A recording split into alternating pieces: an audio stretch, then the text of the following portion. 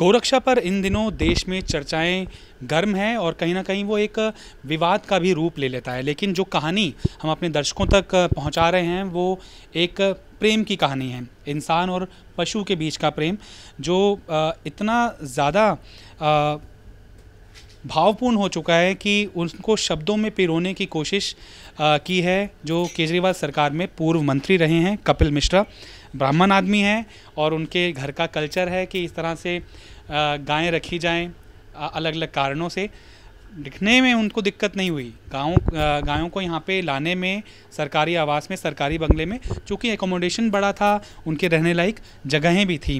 कपिल बात भी करते हैं इन लोगों से, शायद इनकी बातें भी समझते होंगे। लेकिन अब जब सरकारी बंगला कपिल मिश्रा से लिया जा चुका है तो अब कपिल मिश्रा इन पशुओं के साथ एक जो टच बन गया था कि अब इनको रखा कहाँ जाए, चूँकि जो पुराना जो घर है वहाँ पर उस तरह की व्यवस्था हो नहीं सकती है और व्यवस्था अब की भी जा सकती है। लेकिन एक ये डर था कि इनको ले जाया कैसे जाएं, चूँकि आजकल जो माहौल बना हुआ है कि अगर आप कहीं पर एक पशु को लेकर जा रहे हैं तो तरह तरह से पूछताछ होती है। कुछ एक ठेकेदार हैं जो पूछते हैं कि पूछते भी नहीं हैं, कुछ ना कुछ वो इस तरह से उपद्रव फैला देते हैं कि साधारण व्यक्ति को भी डर लगता है।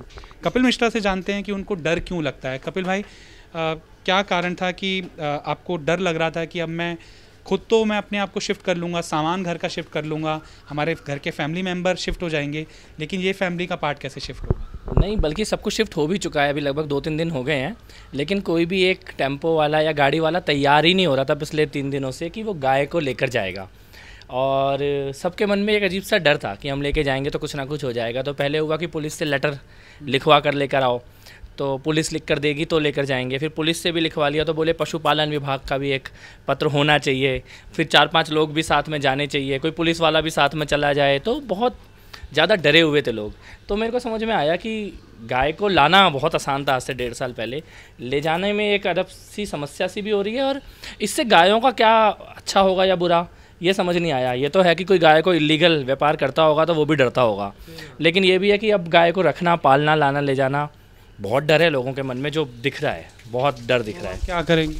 नहीं, कुछ लोगों से व्यवस्था करवा रहे हैं, कुछ लोग मिलकर साथ में लेकर जाएंगे भी। गाय तो खैर किसी ना कोई ना कोई व्यवस्था हो ही जाएगी, लेकिन 1.5 साल पहले जब लेके आए थे तो सोचना भी नहीं पड़ा था लाना कैसे है, ले जाना बड़ा अजीब सा माहौल लग रहा है। ये तो आप नेता हैं, एक आखिरी प्रश्न नेता वाला पूछ लेता हूँ, इस चीज़ के लिए जिम्मेदार किसको आप मानते हैं? क्योंकि आप भी जानते हैं जब आप लाए थे तब ऐसा माहौल नहीं था, अब आप जब इनको ले जा रहे हैं तब ऐसा माहौल है कि आपको भी डर लग रहा है और कोई लेके भी नहीं जा रहा।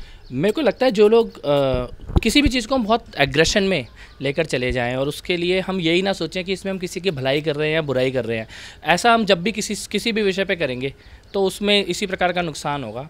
आज शायद लोग गाय पालने से, रखने से डरने लग जाएं, ऐसा नहीं होना चाहिए। ज़रूर आप, अगर आप बहुत ज़्यादा मन है आपका गायों की सेवा करने का, तो 2-4 गाय अपने घर में भी पाल लीजिए। लेकिन और कोई इलीगल लेके जा रहा है तो ज़रूर उसको रोकिए, पुलिस को फ़ोन कीजिए, सब कुछ कीजिए।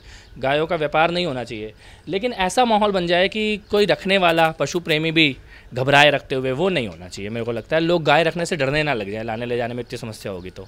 एक आखिरी प्रश्न, आप चूँकि गायें काफ़ी समय से रख रहे थे, कुछ एक चीज़ें बता दीजिए जो आपको महसूस होती थी कि ये अगर ना हो तो मेरी ज़िंदगी में कुछ अधूरा हो जाएगा। नहीं, एक तो बहुत शांत है, परिवार जैसा पशु है और आशीर्वाद मिलता है गाय का, ये बात तो मैं आपको कह सकता हूँ।